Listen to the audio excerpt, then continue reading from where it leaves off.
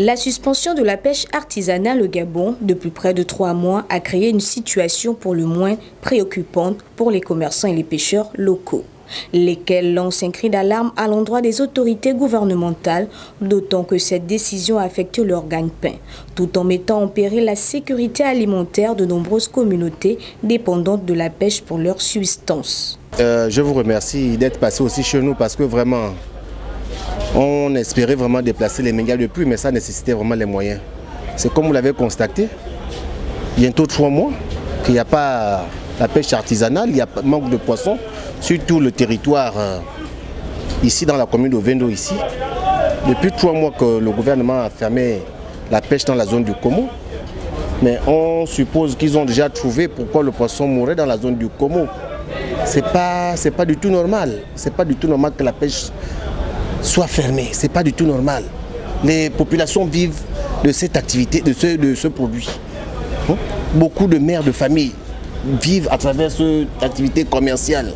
Mais comment se fait-il que du tic-au-tac comme ça, là, on ferme la pêche artisanale sans pourtant donner fournir les moyens d'accompagnement?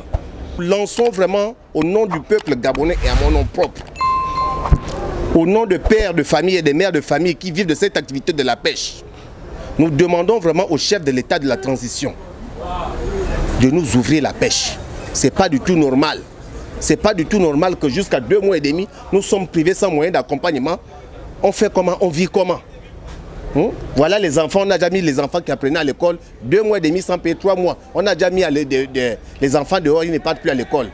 Ils ont raté toutes les compositions parce qu'on a fermé la pêche.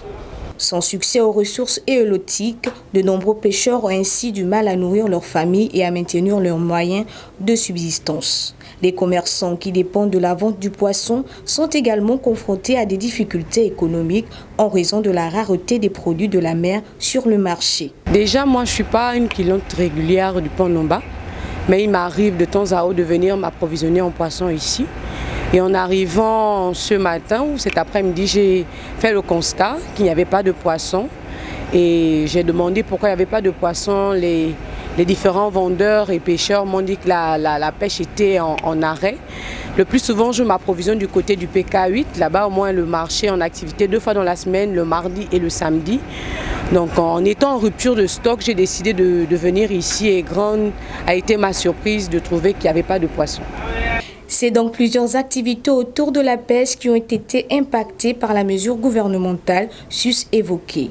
Au demeurant, il est crucial que les autorités gabonaises prennent des mesures pour résoudre cette crise et recouvrent rapidement la pêche artisanale. Des solutions durables doivent être envisagées pour, à l'avenir, prévenir aussi des situations ayant conduit à la suspension de la pêche dans l'estuaire du Komo.